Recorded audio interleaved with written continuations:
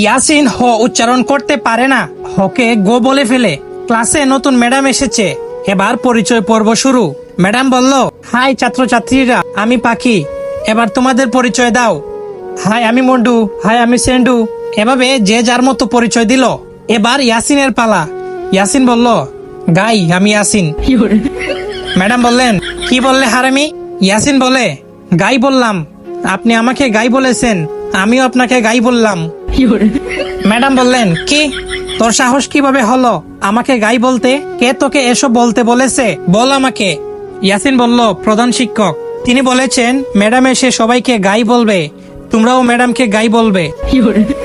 ইয়াসিনের কথা শুনে ম্যাডাম কাঁদা শুরু করলো। এমন সময় পাশের ঘর থেকে হেড স্যার আসলো। হেড স্যার আবার ক বলতে পারে না, ককে প বলে ফেলে। হেড স্যার এসে বলল, কি ব্যাপার ম্যাডাম, আপনি পাচ্ছেন যে? প্রথম দিনই ম্যাডামকে এইভাবে পাদানো হলো কেন?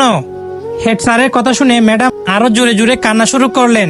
হেড স্যার বললেন, প্লিজ ম্যাডাম, আপনি এভাবে জোরে জোরে পাদবেন না। আজ আপনার প্রথম দিন, আপনি জোরে জোরে পাদলে মানুষ কি ভাববে? প্লিজ আস্তে আস্তে পাদুন, তাহলে আমরা ছাড়া আর কেউ পাদার শব্দ শুনতে পাবে না। স্যারের কথা শুনে ম্যাডাম তো কাঁদতে কাঁদতে বেঞ্চের উপর শুয়ে পড়লো।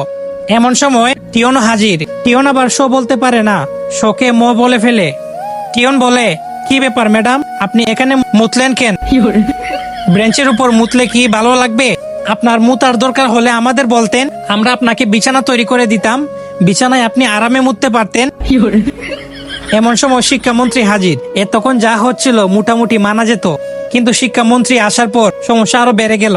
এখন লাস্টের কথা শুনে আপনি না হেসে থাকতে পারবেন না। আমি তো হাসি থামাতে পারছি না। এখন শিক্ষামন্ত্রী আসার পর কি হয় সেটা শোনার আগে আমি তোমাদেরকে জোর করব না। যদি তুমি সত্যি তোমার ধর্মকে মন থেকে ভালোবাসো, তাহলে ভিডিওতে লাইক দিয়ে চ্যানেলটা সাবস্ক্রাইব করে দিবে, আর কমেন্টে তোমার নাম অনুযায়ী ইমোজি দিয়ে যাবে। শিক্ষামন্ত্রীকে যে যার মতো ঘটনা খুলে বলল। ইয়াসিন বলল, আমি ম্যাডামকে গাই বলেছি। স্যার বললেন, আমি ম্যাডামকে আসতে পারতে বলেছি। টিয়নও বলল, তাদের কথার জন্য ম্যাডাম বেঞ্চের উপর মুততেছিল, তাই আমি ম্যাডামকে বিছানায় মুততে বলেছি। এখন শিক্ষামন্ত্রী বলেন, ও বুঝেছি, গাইটা পাততে পাততে বেঞ্চের উপরে মুতেছে। এটা শোনার পর তো ম্যাডাম বেহুশ।